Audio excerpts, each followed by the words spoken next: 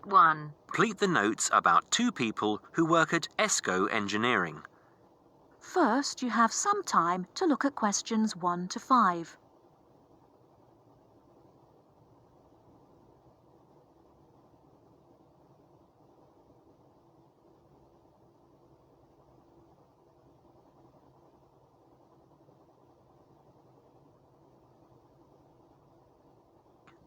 Listen and complete the notes about two people who work at ESCO Engineering. Oh, hi, Maggie, it's Greg. Hi, Greg. I'm phoning to check some information about some of the staff. I'm putting all the staff data into new files, and I noticed that I don't have files for two people. I think you might have them. Oh, really? What are their names? Peter Austin and Jane Moore. Let me have a look. Yes, I've got them here. Shall I send them to you? No, you don't need to. Just give me the information now. I can write it on some new files. I don't really need the photos if you've got photos there. OK. Well, Peter Austin first. Now, is that Austin with an I or Austin with an E? It's Austin, and his address is 110 Argyle Street, Tunbridge Wells, Kent, TN3 5RQ. 110? Uh-huh. And his phone number? It's 07984 645 792. OK. And how old is he? He's 47. 47. And what about his marital status? He's married. There's a note here that he has 3 children, 2 boys and a girl. OK. And finally, when did he join the company? He started with ESCO in August 2003. Thanks, Maggie. Before you hear the rest of the conversation, you have some time to look at questions 6 to 10.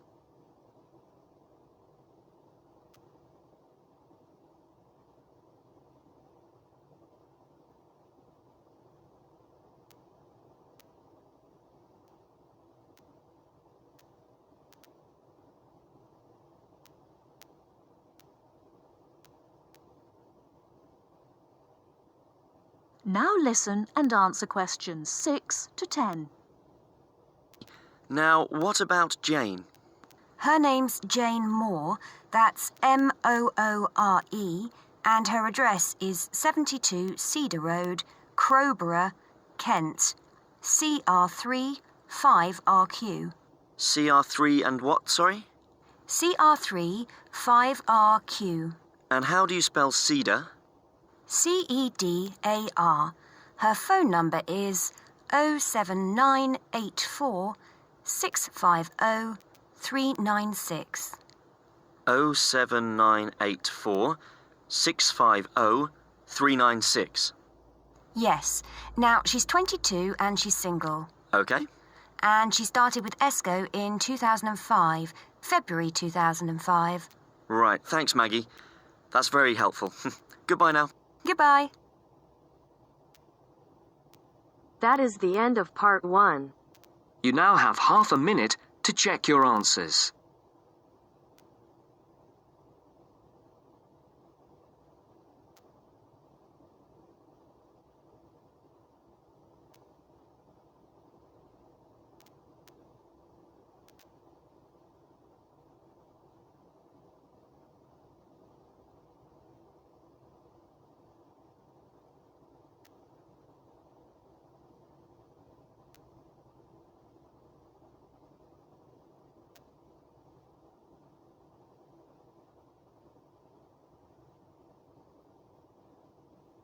Now turns to part 2. Part 2. You will hear a tour guide speaking to a group of tourists who are visiting a part of New Zealand called Rotorua. You will hear part of a radio programme about online exchange business. First, you have some time to look at questions 11 to 14.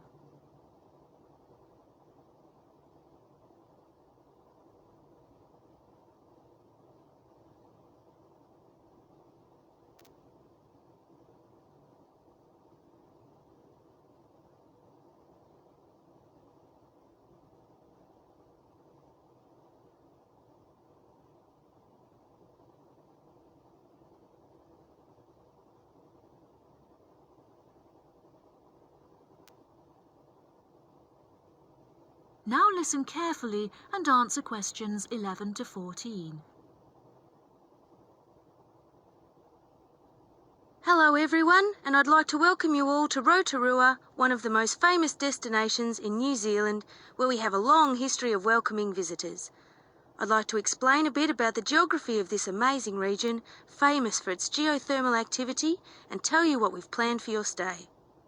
Well, if you'd like to have a look at the map of the region that's in your welcome pack, if you find Lake Rotorua on the top left, the big triangular lake, we've just driven down along State Highway 5, SH5, down the western side of the lake, and then we turned off through the town, and we're here at the Lakes Motel just around the southern tip of the lake, okay?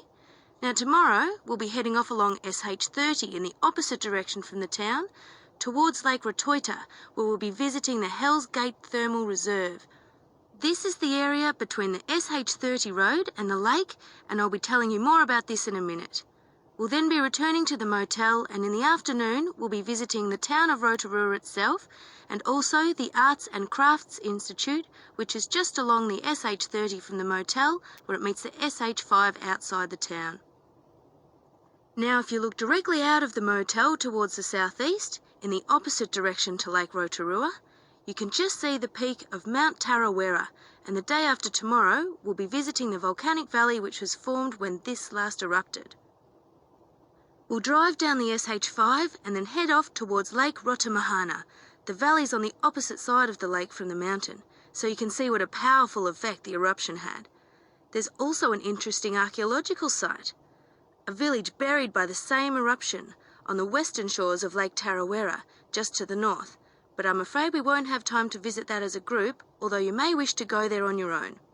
However, on the way back towards Rotorua along the SH5, we'll be stopping at Tamaki Village, which is on the main road about 12 kilometres outside town.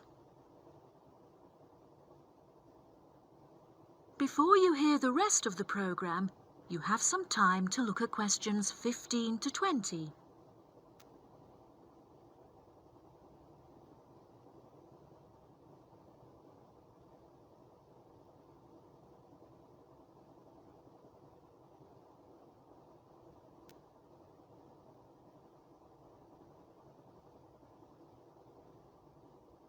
Now listen and answer questions 15 to 20. So now let me tell you a bit more about these attractions. Just driving past the lake and through the town, I'm sure you've realised this is somewhere quite different from anywhere else in the world. So tomorrow, we'll start by visiting Hells Gate Thermal Reserve. This is the most active area of the region volcanically, and you'll see New Zealand's largest boiling whirlpool, where the water is actually 100 degrees centigrade, together with the largest hot waterfall in the southern hemisphere, where it's a more comfortable 40 degrees centigrade. Just right for a hot shower. Entry is just $12 for adults and $6 for children. We'll come back to the motel for lunch, after which we'll visit the Arts and Crafts Institute, where you can learn about Maori people who lived here before the Europeans came. There's a display of Maori carving, showing this traditional skill at its most impressive, and exhibitions where you can learn about the use of geothermal waters for cooking food and for medicinal purposes. Entry is free and you'll find plenty to do there for the whole afternoon. The following day we'll be visiting another highlight of the region, the Volcanic Valley. This is a very new part of New Zealand. The valley was formed less than 150 years ago in 1886 when Mount Tarawera erupted violently, completely destroying the beautiful pink and white terraces that used to attract tourists to the region. After lunch you can take a boat trip to see the volcanic activity at the edge of the lake. That's $25 for adults and $5 for children. We'll then be spending the afternoon learning more about traditional Maori life and pre-European New Zealand at Tamaki Village. As you walk around this recreated village, your Maori guide will tell you more about this traditional culture, and as the sun sets, you can enjoy a traditionally cooked feast known as the hangi, that's H-A-N-G-I, consisting of meat and vegetables cooked over hot stones, which are placed in a hole in the ground and covered with earth. And there's no extra charge for this, it's all included in the basic cost of your holiday. Now, does anyone have any questions? That is the end of part 2. You now have half a minute to check your answers.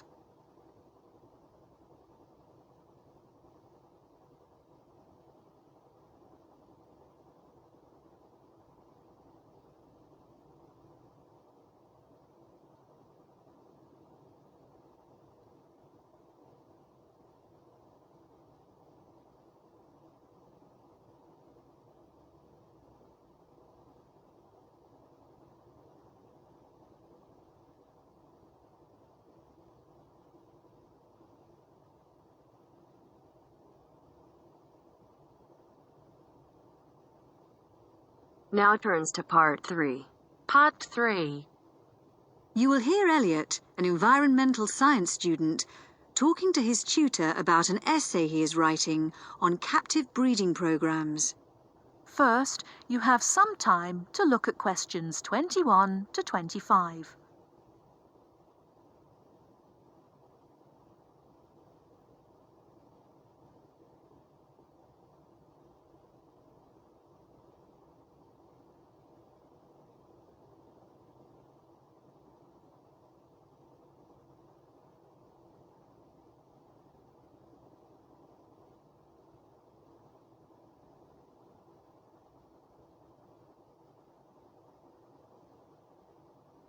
Now, listen carefully and answer questions 21 to 25.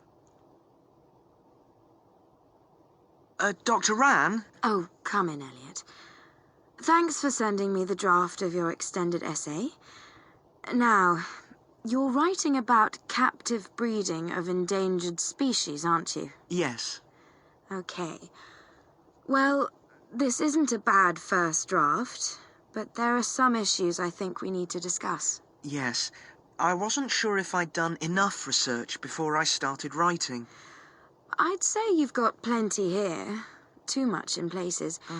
You've got this very long introduction on factors threatening the survival of species now and in the future, for instance.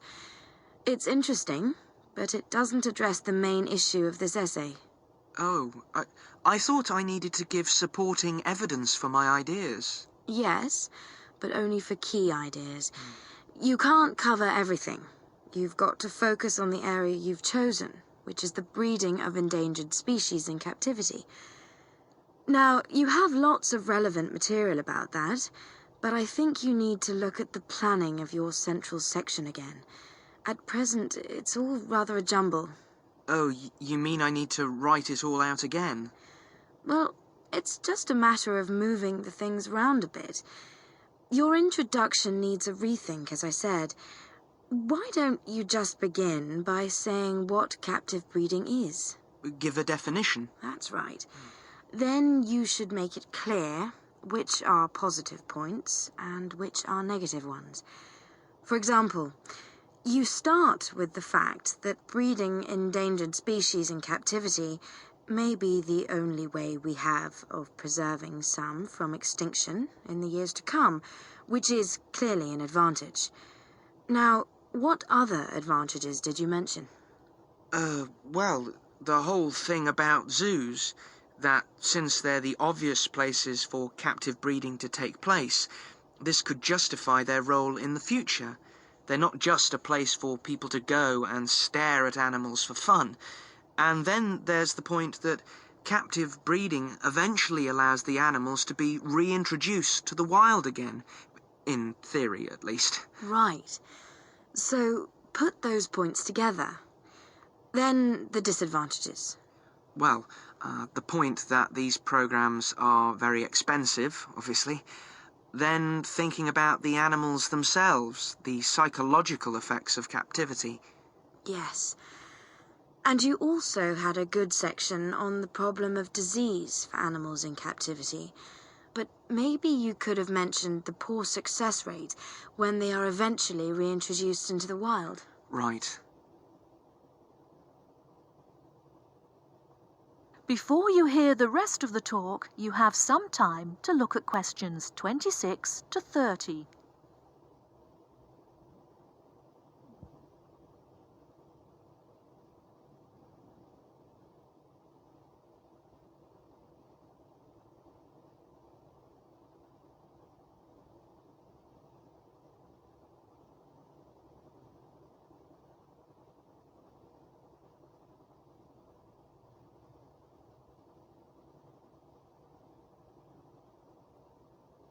Now listen and answer questions 26 to 30.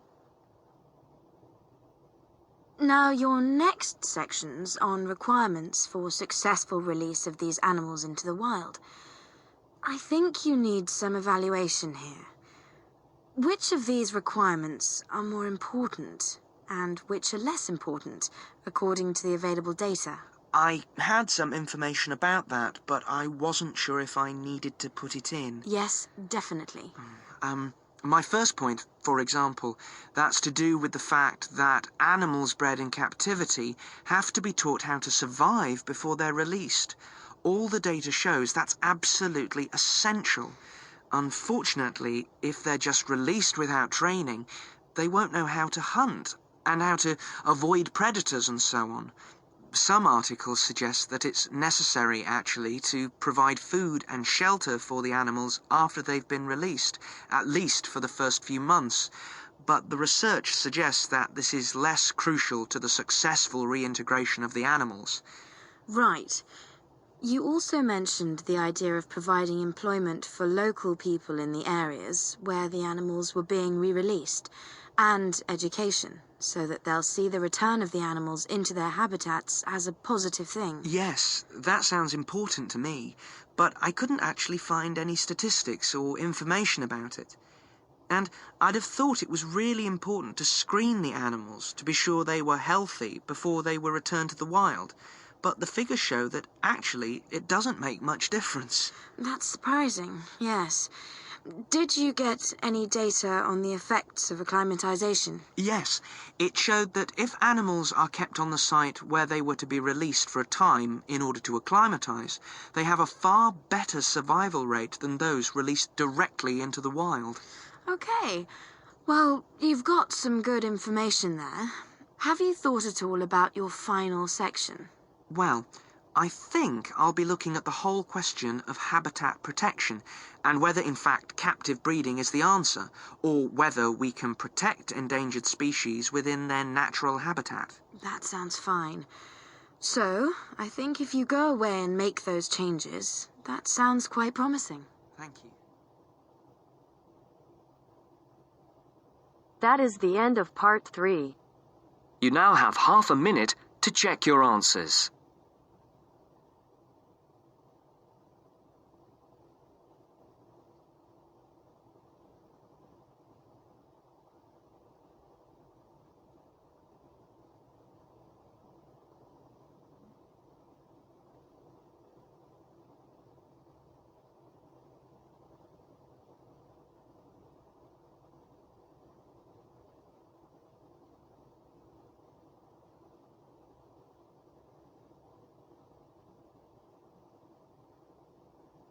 Now turns to part 4. Part 4. You will hear an orientation lecture on sports therapy. First, you have some time to look at questions 31 to 40.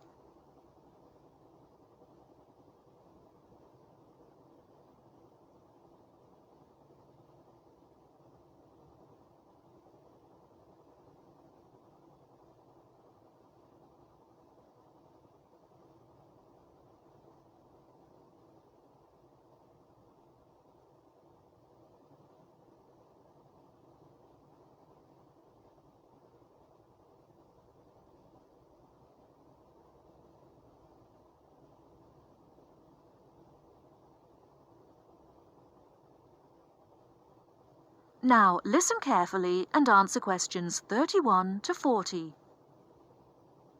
Good morning and welcome to the University's Open Day and to our lecture on sports therapy. There are 2 good reasons to be here.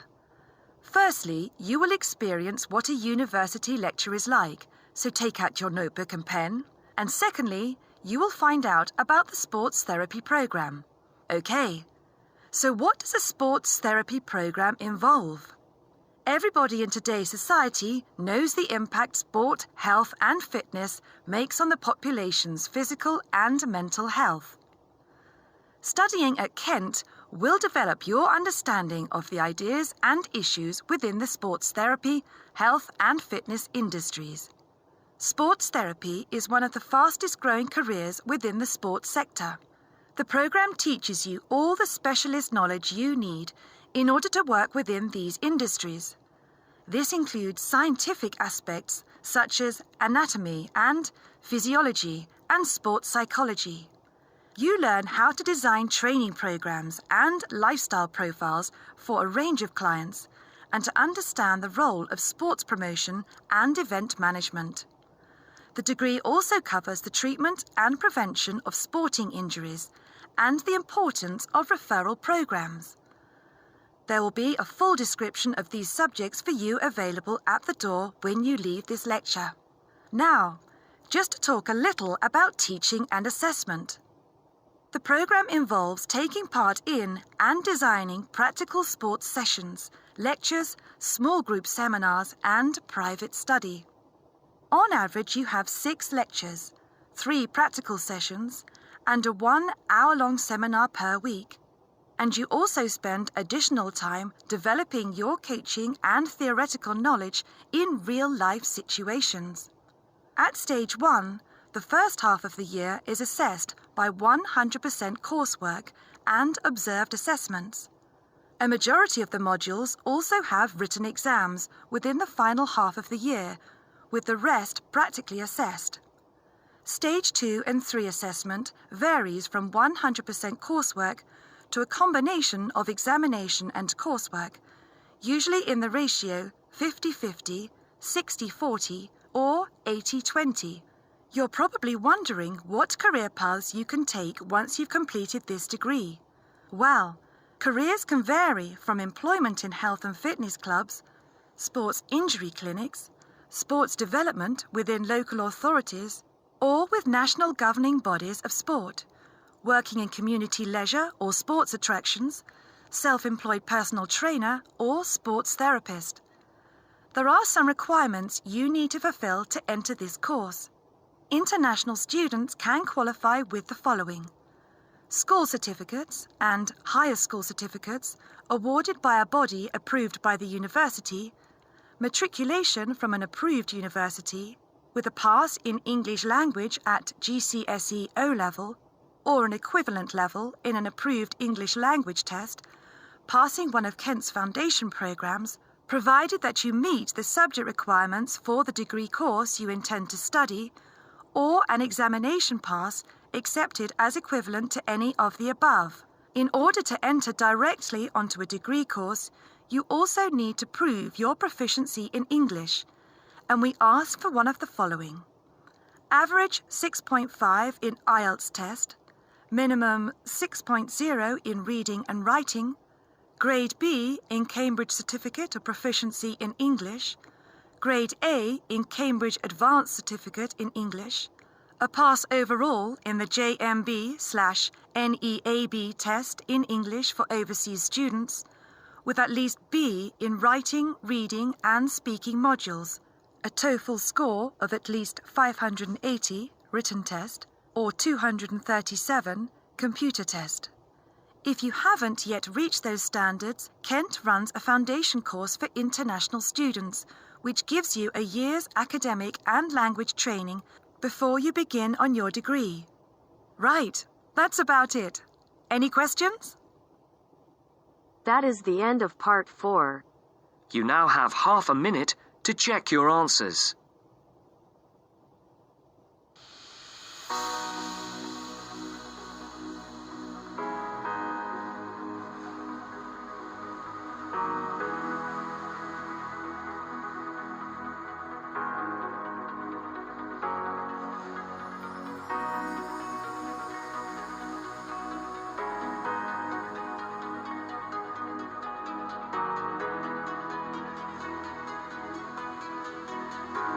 That is the end of the test. You now have 10 minutes to transfer your answers to your IELTS listening answer sheet.